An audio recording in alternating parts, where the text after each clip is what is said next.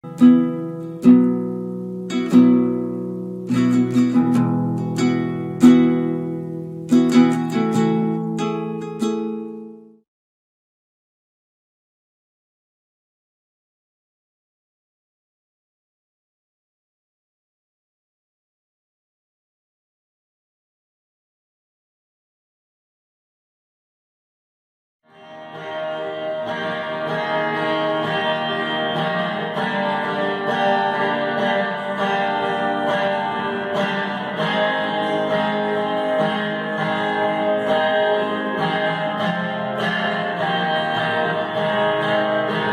que têm sede, busquem fraqueza, venham à fonte, enche o seu coração, glória a tristeza, apaga a cera, nas ondas da noite, profunda.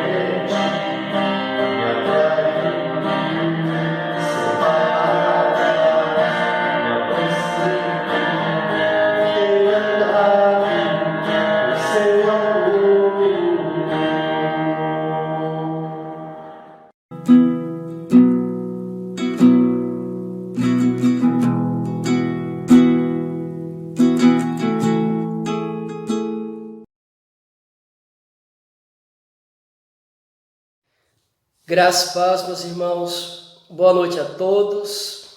Que Deus esteja com cada um de vocês, seus lares. Domingo, dia 17 de maio, e nós estaremos juntos meditando na palavra de Deus mais uma vez. E o texto para a nossa meditação está em Lucas, capítulo 7. Nós leremos do versículo 11 ao versículo de número 17 para a nossa meditação. Diz assim a palavra de Deus: Em dia subsequente, dirigia-se Jesus a uma cidade chamada Naim, e iam com ele os seus discípulos e uma numerosa multidão. Como se aproximasse da porta da cidade, eis que saiu o enterro do filho único de uma viúva, e grande multidão da cidade ia com ela. Vendo-a o Senhor, se compadeceu dela e disse: Não chores. Chegando-se, tocou o esquife e, parando os que o conduziam, disse: Jovem, eu te mando, levanta-te. Sentou-se o que estivera morto e passou a falar, e Jesus o restituiu à sua mãe. Todos ficaram possuídos de grande temor e glorificavam a Deus, dizendo: Grande profeta se levantou entre nós, e Deus visitou o seu povo. Esta notícia a respeito dele divulgou-se por toda a Judeia e por toda a circunvizinhança. Que Deus nos ajude, que Deus nos abençoe. Convido você a orar comigo nesse momento e peça que Deus fale ao seu coração, que Jesus Cristo possa nos auxiliar para que possamos entender a sua palavra nesse momento. Convido você a orar comigo em nome de Jesus. Oremos ao Senhor. Senhor nosso Deus, graças te damos por esse dia. Obrigado, Senhor, pela tua palavra, a hora lida. Obrigado, Senhor, pelo teu Espírito Santo que nos ilumina, que nos instrui, que nos direciona, que nos consola, que nos conforta. Ó Deus, sê conosco agora, Senhor. Ajuda-nos a entender a tua palavra. Fala ao nosso coração. Edifica-nos, ó Deus. Sustenta-nos.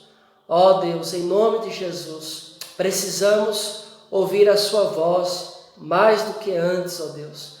Somos carentes, somos fracos, somos debilitados, ó Deus. Mas o Senhor é Deus, o Senhor é poderoso, o Senhor é gracioso. Portanto, te pedimos, ó Deus, que o Senhor fale ao nosso coração, Pai, no nome santo de Jesus. Amém. Meus irmãos, a notícia mais veiculada nesses últimos dias, ou nesses últimos meses, certamente se refere ao número de mortos causado pelo Covid-19. E essas mortes e essas notícias e esse problema dessa pandemia tem causado aí uma série de problemas diversos, como desemprego, estresse, ansiedade, depressão, desempregos, muitos problemas na família, e todos esses problemas têm desencadeado dentro das casas, no ambiente familiar, é que toda essa problemática tem se estourado, tem chegado, e isso tem causado divórcios. Já existem divórcios causados por causa da pandemia. Existem nesse momento relacionamentos que foram abalados por causa desta pandemia, entre pai e filhos, entre marido e esposa. E há uma pressão em torno da sociedade por causa da possível contaminação por esse vírus invisível que pode levar à morte. Há um início de histeria, de pânico, de medo da morte por causa do vírus que está aí espalhado pelo Brasil. O texto que lemos narra a história de uma família que está passando por um problema muito sério. A Bíblia nos informa que uma viúva está indo sepultar o seu único filho. Esta mulher está indo sepultar a sua esperança, está indo sepultar a sua garantia de sobrevivência. Por que eu estou dizendo isso? Porque enterrar o único filho para uma viúva nos tempos de Jesus, nos tempos de Jerusalém, há 2000 anos atrás, era muito terrível para uma mulher que não votava, uma mulher que não podia trabalhar, a figura da mulher que não era contada na sociedade, a figura da mulher que não tinha nenhum valor naquela época, e morrendo o filho desta mulher, certamente ela teria que mendigar o seu pão, certamente ela não teria ninguém para sustentá-la, haja vista que não havia ainda naquela época aposentadoria como existe nos nossos dias. Então, essa mulher já chorou um tempo atrás a morte do seu marido, e agora ela está chorando a morte do seu único filho, está chorando a incerteza do amanhã, a incerteza do futuro, e certamente está ciente de todas as adversidades que ela enfrentaria a partir dali. O texto nos mostra ainda a presença de duas multidões, uma multidão que está seguindo para a cidade, e essa multidão está sendo conduzida por Cristo. Cristo, onde ele passava, ele arrastava multidões de pessoas. E a Bíblia nos informa que Jesus está saindo da cidade de Cafarnaum depois de curar o servo do centurião, e agora Jesus se direciona a uma pequena cidade, a uma aldeia chamada Naim, e Naim significa lugar generoso. Jesus está indo para essa cidade, e ele está chegando na porta da cidade, certamente com a multidão alegre, uma multidão esperançosa, uma multidão cheia de expectativas no que Cristo estaria prestes a realizar. E acontece um encontro com uma segunda multidão, uma multidão que está sendo conduzida por um caixão onde jaz um jovem que acabara de ser morto, e a sua mãe, uma viúva chorosa, lamentosa, e essa multidão tomada de prantos está indo ao cemitério. Duas multidões completamente diferentes, uma multidão que é conduzida por Cristo em direção à cidade, e uma segunda multidão que é conduzida por um defunto, um moribundo, e está indo em direção ao cemitério. A morte, ela causa um impacto muito grande em todas as épocas e em todas as sociedades e em todas as esferas sociais, e ainda mais a morte de um jovem, como relata a Escritura. Talvez por isso uma grande multidão está indo lamentar junto àquela viúva que a partir daquele momento estaria desamparada. E não é difícil, meus irmãos, nós percebermos que em nossos dias temos pessoas à semelhança dessa viúva, completamente pessoas desamparadas, pessoas aflitas, pessoas que estão esperando um milagre de Deus, um toque de amor do Senhor. E nós poderíamos dizer aqui, a princípio, que há esposas que estão esperando, quem sabe, a ressurreição do amor do seu marido por ela.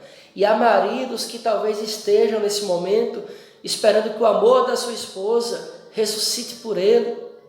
Há talvez nesse momento filhos que estão esperando que o amor dos seus pais ressuscitem por eles, e pais que estão esperando que o amor dos seus filhos ressuscitem por eles novamente. Há pessoas abandonadas pelas ruas à espera da ressurreição, da generosidade daqueles que passam por elas. Há idosos abandonados pelos seus próprios filhos em asilos, à espera que o amor dos seus filhos ressuscitem, e eles vão até eles e os visitem e declarem ali uma palavra de amor, uma palavra de esperança.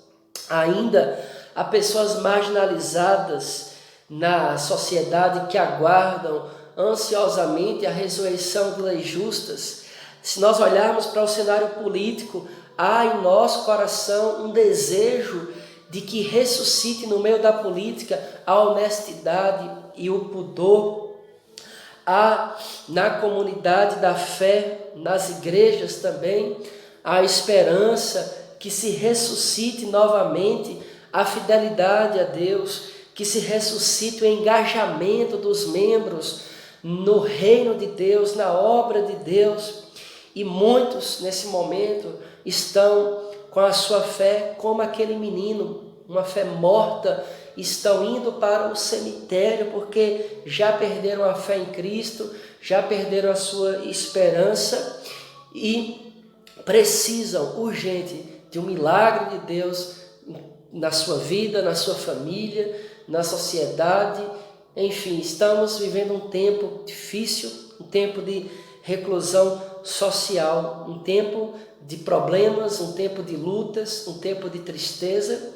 E a semelhança desse texto, um momento triste, um momento de luto, um momento de morte, um momento que uma multidão está pranteando. Só, meus irmãos, que a história ela não para aqui, porque a história segue, e quando a história segue, ela nos mostra que Jesus não está parado. Jesus está indo à cidade de Naim, e Jesus está à porta da cidade, e Jesus vai se encontrar com aquela multidão chorosa, com aquela multidão que já está sem mais nenhuma esperança diante da morte daquele menino. Cristo, ele está presente nas tragédias da humanidade. Cristo sempre está presente em todos os momentos da história da humanidade. Ele jamais abandonou o seu povo, ele jamais abandonou os seus, e é isso que esse texto nos mostra, que Jesus Cristo está presente nas tragédias. Quero que você lembre disso. Jesus, ele está presente nas tragédias, e não apenas presente.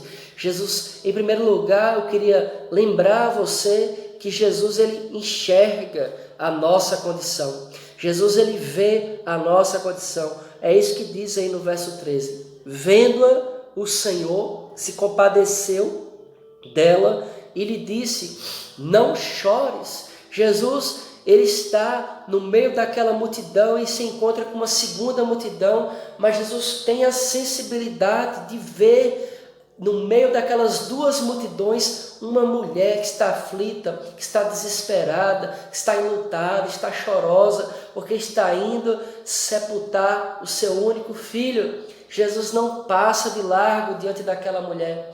Jesus, ele não age aqui como um bom político. Jesus, ele de fato se interessa por aquela mulher e ele vai até ela. Ele não apenas a enxerga, mas ele vai até ela e ele diz: olha, não chores, mostrando o quanto ele se interessa por aquela mulher. No meio daquela tragédia, no meio daquele estado de luto, no meio daquele choro, daquele desespero, Jesus, ele vê aquela mulher. Jesus, ele vê você nesse momento. Jesus sabe o que está no seu coração. Jesus conhece o que está passando dentro da sua casa.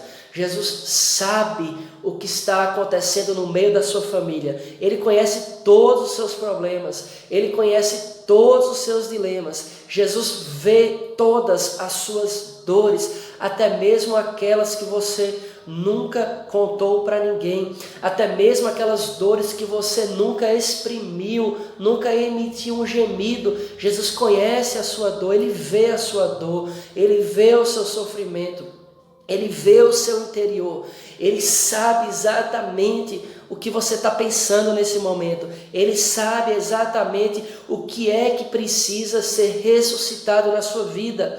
Ele sabe exatamente o que é que precisa ser transformado na sua vida, na sua família, no seu casamento, no seu relacionamento com os seus filhos, no seu relacionamento com a sua família. Jesus, ele vê o seu problema e ele sabe o que você está passando, ele sabe o que você está enfrentando, ele sabe qual é a tragédia da sua vida, ele sabe qual é o drama da sua família. Não pense que Jesus não vê, não pense que Jesus não está vendo o que está acontecendo com você. Ele está vendo e ele conhece muito bem a sua dor, a sua ansiedade, o seu pânico, o seu medo, o seu problema. Ele sabe, ele vê. E isso nos traz uma lição importante para nós, que nós, como cristãos, nós devemos aprender a ver as dores dos nossos irmãos, que nós devemos passar a enxergar as dores, as lutas, os dramas que os nossos irmãos também enfrentam. Essa é a primeira lição que eu tiro desse texto para nós. Não devemos passar de largo, não devemos ver e fingir que não vê. Jesus não finge que vê, ele vê e ele vai ao encontro daquela mulher. E é o segundo ponto da nossa reflexão, é que o olhar de Jesus não é um olhar paralisado apenas, não é um olhar de pena que olha e fala assim: coitada daquela mulher, né? Que alguém faça alguma coisa por ela. Não, Jesus é diferente. Jesus, ele vê a dor daquela mulher e ele não se aquieta, pelo contrário. No verso 13 diz que o Senhor se compadeceu dela e disse: não chores. Jesus vai até aquela mulher, Jesus toca no problema daquela mulher. A Bíblia diz no verso 14 que Jesus toca o esquife. O esquife aqui é uma espécie de maca aberta onde era conduzido o corpo daquele jovem para ser sepultado. Jesus toca, Jesus para aquela multidão, aquela procissão fúnebre, e Jesus então olha para aquele jovem morto e diz para ele: eu te mando, levanta-te. Imediatamente aquele jovem assenta-se e começa a falar, e Jesus pega aquele jovem que outrora estava morto e devolve ele vivo para a sua mãe. Jesus restitui aquele filho vivo agora para a sua mãe. Jesus se compadeceu daquela mulher, Jesus se compadece dela, e a primeira coisa que Jesus faz ao se compadecer daquela mulher é consolá-la. Jesus chega para ela e diz: não chores. Interessante que a palavra que Lucas escreve aqui para Cristo é Senhor, e a palavra Senhor aqui significa aquele que tem todo o poder, aquele que tem toda a autoridade. É um título messiânico para Cristo, mostrando aqui que quem estava indo ao encontro daquela mulher era o Deus Todo-Poderoso, é aquele Senhor que lá em Gênesis, através da palavra, criou todas as coisas. Ele disse: haja luz e houve luz. Ele disse: terra, separe-se da porção molhada, e houve terra e houve água. disse para a terra: terra, produza animais, e a terra produziu animais, águas, produzam animais, e as águas passaram a produzir animais. É aquele que tem o poder de criar todas as coisas através da sua palavra. É esse Cristo que está indo ao encontro dessa mulher, e ele consola, ele enxuga as lágrimas daquela mulher, ele diz para ela: não chores.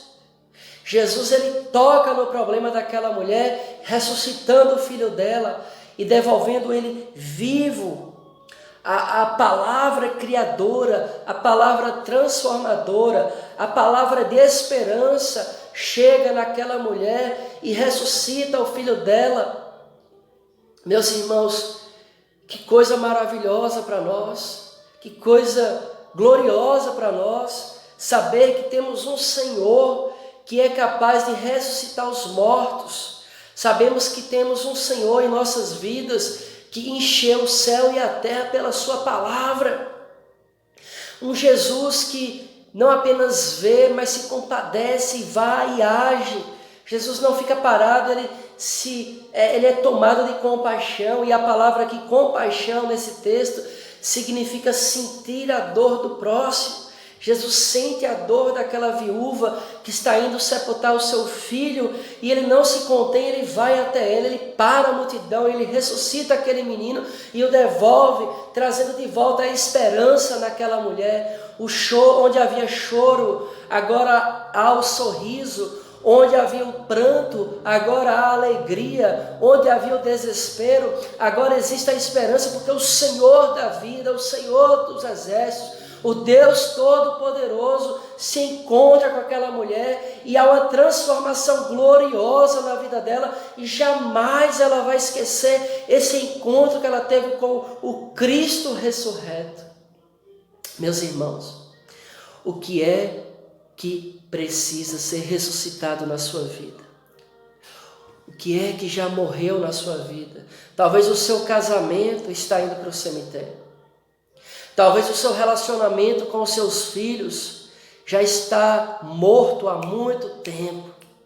Talvez o seu relacionamento conjugal já está morto há muito tempo. Talvez, meus queridos, os seus filhos estão mortos para você, embora estejam vivos há muito tempo. E aí você está precisando de um milagre. E Cristo pode. Cristo tem todo o poder para fazer o seu casamento novo de novo, ter sentido. Cristo pode fazer o seu relacionamento com os seus filhos, com os seus pais, ter um novo sentido. Cristo pode ressuscitar tudo na sua vida, todas as esferas da sua família, todas as suas dores, todas as suas angústias, todo o seu sofrimento pode chegar ao fim quando Cristo Todo-Poderoso se encontrar com você. Tenha um encontro com Cristo nesta noite.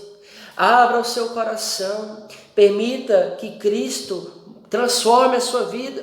Permita que Cristo transforme a sua maneira de enxergar o seu casamento, o seu relacionamento com seus filhos, com seus pais. Permita que Cristo tire o choro da sua casa e coloque o sorriso. Deixe que Cristo venha como Senhor governar a sua vida, governar a sua família. Até aqui você tem lutado, você tem tentado, mas não teve resultado algum.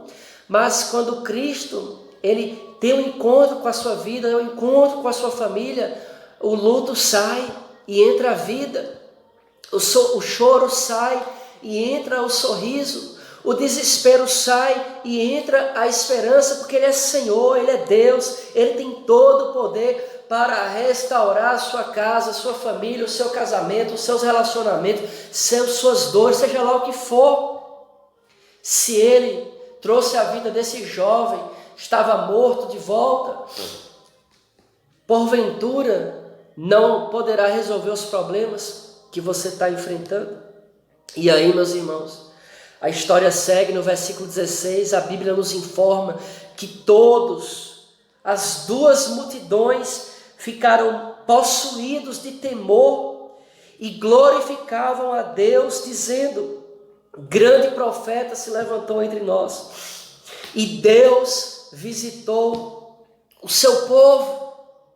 O ato de Cristo ressuscitar aquele jovem promoveu a glória de Deus. Deus foi glorificado, Deus foi lembrado, Deus foi exaltado, Deus foi louvado. É isso que vai acontecer quando Cristo entrar na sua família, quando Cristo transformar a sua vida, quando Cristo transformar o seu casamento, quando Cristo transformar o seu relacionamento, quando Cristo transformar a sua vida, Deus vai ser louvado, Deus será glorificado. E você tem a oportunidade de promover a glória de Deus na sua casa, quando Cristo restaurar o seu casamento, quando Cristo restaurar o seu relacionamento com seus filhos, com seus pais. Meus irmãos, que coisa maravilhosa termos um Deus que restaura a nossa vida, que restaura a nossa família. Todos ficaram maravilhados e aquilo foi motivo para que Deus fosse louvado, para que Deus fosse engrandecido, porque Cristo sempre está presente em nossas vidas, Cristo está presente nas tragédias, e que essa tragédia desse vírus possa ser motivo para que Deus seja exaltado, para que Deus seja glorificado, para que Deus seja conhecido. Meus irmãos, nós temos uma oportunidade ímpar de fazer o nome de Deus conhecido. Eu já disse isso outras vezes.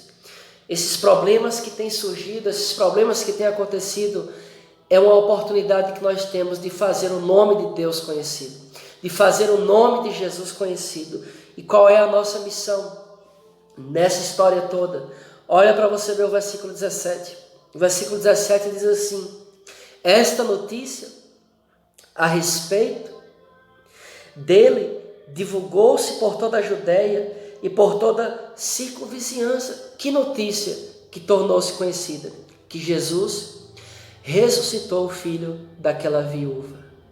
Qual é a notícia que tem que ser conhecida agora? Não é a notícia de quantidade de mortos do coronavírus. Não é essa notícia que tem que ser divulgada. A notícia que tem que ser divulgada é que, apesar da tragédia que o coronavírus tem causado no país e pelo mundo, há uma esperança maior do que o vírus. E essa esperança é Jesus. A notícia que tem que ser contada, que tem que ser conhecida por todos e divulgada por mim e por você, é que há uma esperança depois da morte. Há uma esperança depois da morte. E essa esperança é Cristo. E eu e você fomos chamados para sermos proclamadores da boa notícia e não da má notícia. Eu e você fomos chamados como família de Deus para anunciarmos a todos que Jesus vive, que Jesus pode solucionar os nossos problemas, que Jesus pode restaurar a nossa família, que Jesus pode transformar as nossas vidas, que Jesus pode curar, que Jesus pode libertar, que Jesus pode transformar, que Jesus pode salvar. Essa é a notícia que tem que ser divulgada. E quem vai fazer isso? Eu e você, família de Deus.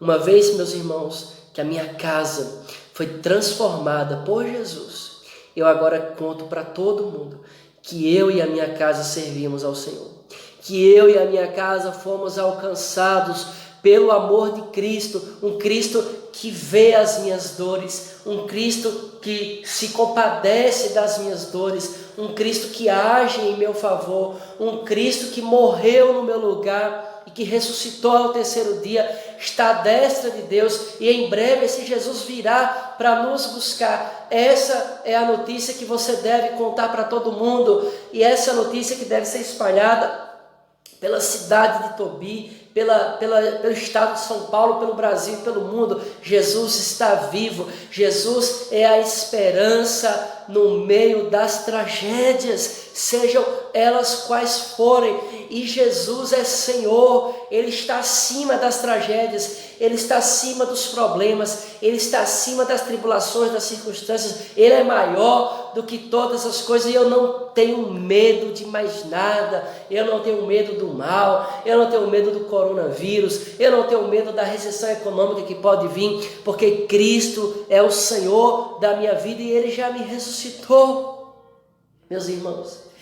E aquele jovem que estava indo para o cemitério ser sepultado, representa eu e você, que antes de nossa vida com Cristo, eu e você estávamos mortos nos nossos delitos e pecados.